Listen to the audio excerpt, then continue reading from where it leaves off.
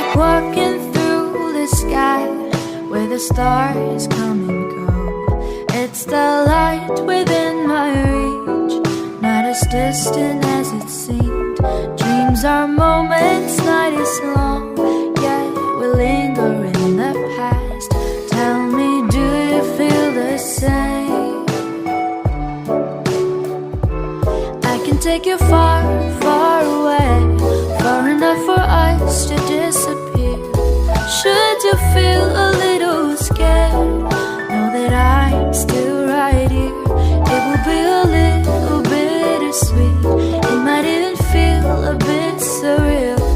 Just see the stars run past you as you drift apart in the air. Like the leaves riding on the autumn breeze, like the days gone too far for us to seize.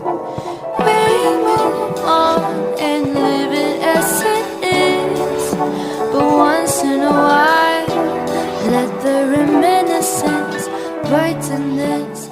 Baik, untuk pertanyaan selanjutnya akan disampaikan oleh saudari Putri.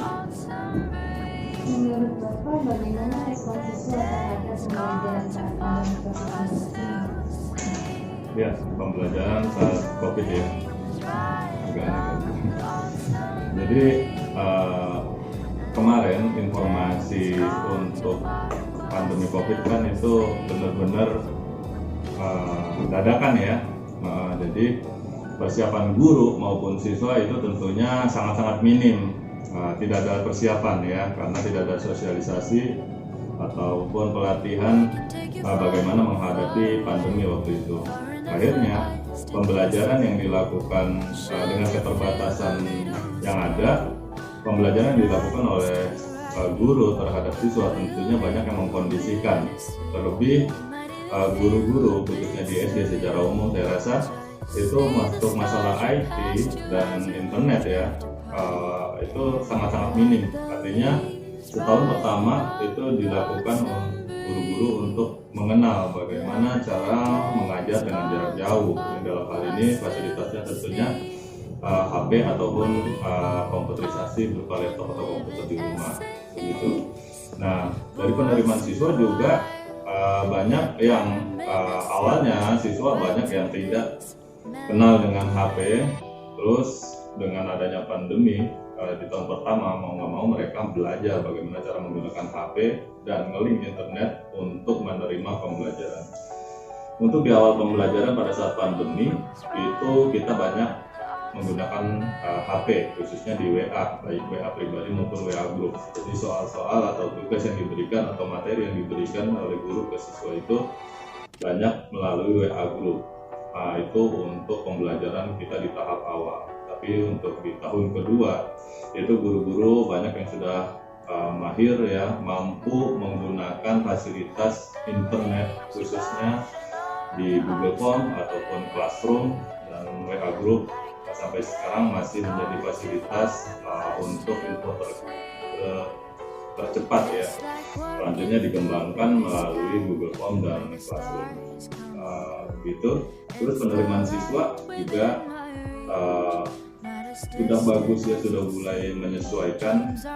Cuma tentunya ada positif ada negatifnya, khususnya di SD. SD itu beda sama SMP SMA, khususnya dalam masalah perkembangan psikologis ya, karena SD itu lebih cenderung bagaimana cara berinteraksi terhadap sesama, sedangkan SMP dan SMA apalagi mahasiswa itu sudah bisa mandiri.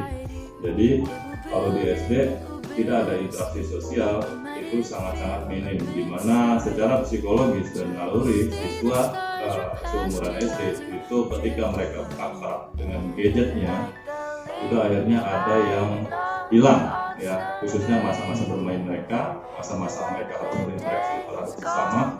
Itu di situ jujur selaku guru sangat miris ya melihat kondisi yang sekarang, di mana anak SD yang notabene mereka harusnya bermain, tapi di sini akhirnya menjadi pendiam dan akrab dengan gadget. Ketika nanti pembelajaran baru akan dimulai, tentunya hal yang pertama harus segera dituntaskan, yaitu bagaimana cara mereka berinteraksi lagi secara bersama, karena mereka menjadi figur pendiam di sini karena sudah terbiasa dengan sudah akrab dengan HP. Dulu nggak boleh pegang HP, kalau sekarang disuruh pegang HP ya, jadi sangat jauh sekali ini ya. Terus udah akrab sama HP, begitu masuk tentunya suruh lepas lagi sama HP, kayaknya agak susah gitu. Jadi mau nggak mau mungkin kedepannya HP dan laptop akan menjadi pegangan untuk selama belajar untuk khususnya, nggak bisa dilepas kayaknya, tapi nggak tahu nanti dia kedepan. Untuk pertanyaan selanjutnya akan ditanyakan oleh saya sendiri. Kegiatan pembelajaran apa saja yang dilakukan di SDN Pekayon 12 pada saat pandemi COVID-19 ini? Ya, untuk kegiatan pembelajarannya khususnya di olahraga ya, karena saya kan ngajar olahraga. Olahraga itu terdiri dari tagihan kita ya, tagihan kita itu terdiri dari nilai pengetahuan dan nilai keterampilan, ya kan? Dimana nilai pengetahuan itu biasanya kita menggunakan lembar kerja ya, lembar kerja yang punyai siswa terus diisi, selanjutnya laporan dari LKS tadi masuk ke Google Form melalui Classroom begitu. Demikian juga keterampilan. Kalau keterampilan untuk di tahun pertama itu sangat minim ya, karena kita masih sedang masa sulit-sulitnya karena pandemi masih sangat luar biasa ya. Tapi untuk di tahun kedua ini khususnya siswa bisa melakukan praktek di luar rumah, tentunya dengan prokes ya. Untuk praktek contoh melempar ya kan, menendang bola, nah itu bisa dilakukan di lapangan sekitar rumahnya gitu. Terus untuk guru-guru kelas ya itu lebih kurang mau nggak mau harus menyesuaikan terhadap peraturan terkait dengan pandemi COVID-19.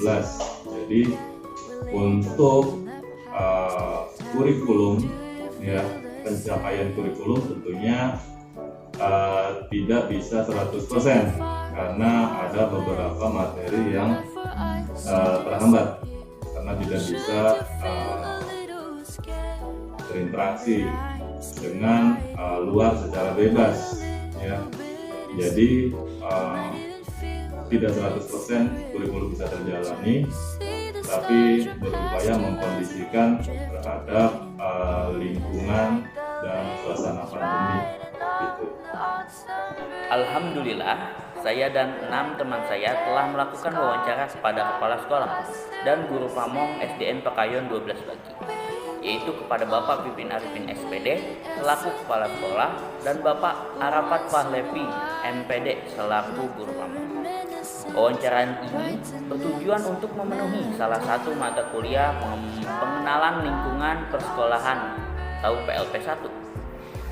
PLP1 dilakukan dalam beberapa kegiatan di sekolah seperti pengamatan kultur sekolah, struktur organisasi, kegiatan-kegiatan rutin yang dilakukan sekolah, peraturan dan tata tertib sekolah. Dari hasil wawancara yang kami lakukan, kami akan menyampaikan kultur sekolah, struktur organisasi sekolah, peraturan dan tata tertib sekolah, proses pembelajaran dan kegiatan-kegiatan rutin yang dilakukan di SDN Pekayon 12 Pagi. Mengenai struktur dan karakteristik yang ada di Pekayon 12 Pagi, melaksanakan kegiatan ibadah dengan baik, dipandu oleh guru agama dan pembiasan-pembiasan lainnya sesuai agama yang dianutnya. Sesuai dengan Pancasila, bagaimana siswa berteman kepada sesama dengan baik dan dapat menjunjung tinggi toleransi beragama. Struktur organisasi di SDN Pekayon 12 Pagi berdasarkan NIP kepala sekolah. Ada di bawahnya wakil kepala sekolah, bendahara, sekretaris, dan penanggung jawab mapel. Dalam peraturan dan tata tertib di SDN Pekayon 12 Pagi, Guru dan tenaga pendidik memperkenalkan peraturan dan tata tertibnya seperti ditempel di dinding-dinding sekolah agar siswa mengetahui tata tertib di sekolah. Lalu, guru dan tenaga pendidik melakukan pengarahan kepada siswa setiap hari Jumat dan bagi yang melanggar biasanya hanya diberikan bimbingan supaya tidak mengulanginya. Di SDN Pekayon 12 Pagi menerapkan pembelajaran online setelah pemerintah memerintahkan pembatasan berskala besar. Pada tahap awal pembelajaran daring hanya menggunakan WhatsApp group. Selanjutnya, secara bertahap juga kepala sekolah beserta para guru mengembangkan platform pembelajaran yang lebih efektif seperti Google Meet, Zoom Meeting, Google Classroom, dan Google Form. Selanjutnya, agar pembelajaran online dapat berjalan dengan lancar, kepala sekolah selalu mengadakan rapat koordinasi bersama rekan-rekan guru dalam waktu 1 minggu sekali.